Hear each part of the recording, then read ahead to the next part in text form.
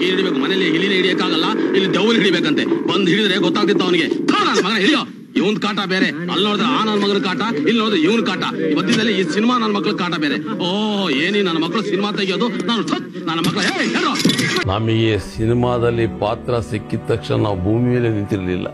ಇಂದು ಮುಂಜಾನೆ ಸರಿಸುಮಾರು 2:30ಕ್ಕೆ ಕನ್ನಡದ ಖ್ಯಾತ ಹಿರಿಯ ಕಲಾವಿದರಾದ ಬ್ಯಾಂಕ್ ಜನಾರ್ದನ್ ರವರು ನಮ್ಮನ್ನೆಲ್ಲ ಬಿಟ್ಟು ಅಗಲಿದ್ದಾರೆ. ಇವರಿಗೆ 77 ವರ್ಷ ವಯಸ್ಸಾಗಿತ್ತು. ಇನ್ನು ಬ್ಯಾಂಕ್ ಜನಾರ್ದನ್ ರವರು 845 ಸಿನಿಮಾಗಳಲ್ಲಿ ನಟಿಸಿ ಎಲ್ಲರ ಮನೆ ಮಾತಾಗಿದ್ರು.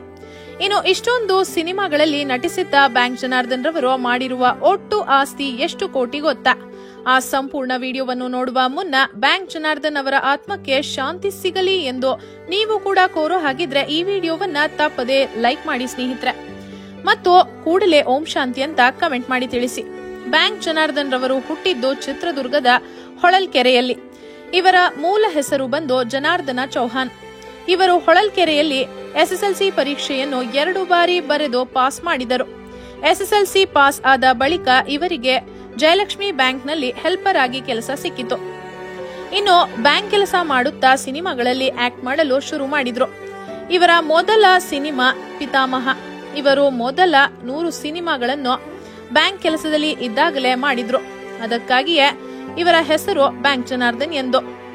ಆನಂತರ ಕಾಶಿನಾಥ್ ರವರು ಇವರನ್ನು ಕಾಮಿಡಿ ಪಾತ್ರಗಳಿಗೆ, ವಿಲನ್ ಪಾತ್ರಗಳಿಗೆ ಪರಿಚಯಿಸಿದ್ರು.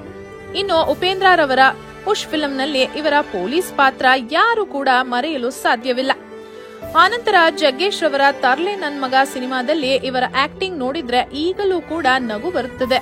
ಅದಾದ ನಂತರ ಅಜಗಜಾಂತರ, ಚೆಲುವ, H2O, ರಕ್ತ ಕಣ್ಣೀರು ಇಂದ ಹಿಡಿದು ಸುದೀಪ್ ರವರ ರಂಗ SSLC, ಕೋಟಿಗೊಬ್ಬ 2 ಸೇರಿದಂತೆ ಒಟ್ಟು 850ಕ್ಕೂ ಹೆಚ್ಚು ಸಿನಿಮಾಗಳಲ್ಲಿ ನಟಿಸಿದ್ದಾರೆ. ಅದರಲ್ಲೂ ಕೂಡ ಜುಗ್ಗನ ಪಾತ್ರದಲ್ಲಿ ಇವರ ನಟನೆಯನ್ನು ಯಾರಿಂದಲೂ ಮೀರಿಸಲು ಸಾಧ್ಯವಿಲ್ಲ. ಇನ್ನು 2023ರ ಕೋಮಲ್ ನಟಿಸಿರುವ ಉಂಡೆನಾಮ ಸಿನಿಮಾದಲ್ಲಿ ಕೊನೆಯ ಬಾರಿ ಕಾಣಿಸಿಕೊಂಡಿದ್ದರು. ಕಳೆದ ವರ್ಷವಷ್ಟೇ ಬ್ಯಾಂಕ್ ಜನಾರ್ದನ್ ರವರಿಗೆ ಹೃದಯಾಘಾತವಾಗಿತ್ತು. ಇದಾದ ಬಳಿಕ ಅವರ ಆರೋಗ್ಯ ಕ್ಷೀಣಿಸಲು ಶುರುವಾಯಿತು. ಕಳೆದ 2-3 ದಿನಗಳಿಂದ ವಿಪರೀತ ಕೆಮ್ಮು ಮತ್ತು ಉಸಿರಾಟದ ತೊಂದರೆ ಇದ್ದ ಕಾರಣ ಬೆಂಗಳೂರಿನ ಖಾಸಗಿ ಆಸ್ಪತ್ರೆಗೆ ಸೇರಿಸಲಾಗಿತ್ತು. ಇಂದು ಮುಂಜಾನೆ ಖಾಸಗಿ ಆಸ್ಪತ್ರೆಯಲ್ಲಿ ಕೊನೆಯುಸಿರೆಳೆದಿದ್ದಾರೆ. ಇವರಿಗೆ 77 ವರ್ಷ ವಯಸ್ಸಾಗಿತ್ತು. ಆಗ ಏನ್ ಕೊಡ್ತಾ ಇದೆ ಸರ್? ರೆಮ್ಯುನರೇಷನ್ ಕೊಡ್ತಾ ಇರಲಿಲ್ಲ ನಮಗೆ. ಇಡೀ ಪಿಕ್ಚರ್ 5,000 ಸರ್, ಇಡೀ ಪಿಕ್ಚರ್. ಅದು 3 ತಿಂಗಳಿಗೂ ಮುಗಿಬಹುದು, 10 ತಿಂಗಳಿಗೂ ಮುಗಿಬಹುದು, 1 ವರ್ಷನ ಆಗ್ಬೋದು. ಅವಾಗೆಲ್ಲ ಪಿಕ್ಚರ್ ಕಾಂಟ್ರಾಕ್ಟ್. ಈಗಾದ್ರೆ ಡೈಲಿ ಬಂದ್ಬಿಟ್ಟಿದೆ. ಮೊದಲೆಲ್ಲ ಪಿಕ್ಚರ್ ಕಾಂಟ್ರಾಕ್ಟ್. ಇಷ್ಟೇ ನೋಡೋದೇ ಹೊರತು ಏನು ದುಡ್ಡು ಮಾಡೋಕ್ಕಾಗಲಿಲ್ಲ, ಯಾಕಂದ್ರೆ ಪರಿಸ್ಥಿತಿ ಆಗಿತ್ತು. ಇನ್ನು ಜನಾರ್ದನ್ ರವರೇ ಹೇಳಿಕೊಂಡಂತೆ ಇವರು ತುಂಬಾ ಆಸ್ತಿ ಮಾಡಿರಲಿಲ್ಲ. ಬೆಂಗಳೂರಿನಲ್ಲಿ 2 ಸ್ವಂತ ಮನೆ ಇದೆ ಮತ್ತು ತಮ್ಮ ಊರಿನಲ್ಲಿ 5 ಎಕರೆ ಕೃಷಿ ಭೂಮಿ ಕೂಡ ಇದೆ ಎಂದು ತಿಳಿದು ಬಂದಿದೆ. ಜನಾರ್ದನ್ ರವರಿಗೆ 2 ಹೆಣ್ಣು ಮಕ್ಕಳು, 1 ಗಂಡು ಮಗ ಇದ್ದಾರೆ. ಈಗ ಈ ಆಸ್ತಿ ಅವರಿಗೆ ಸೇರಲಿದೆ. ಇವರ ಒಟ್ಟು ಆಸ್ತಿಯ ಮೌಲ್ಯ 6 ರಿಂದ 8 ಕೋಟಿ ರೂಪಾಯಿ ಎಂದು ಅಂದಾಜಿಸಲಾಗಿದೆ.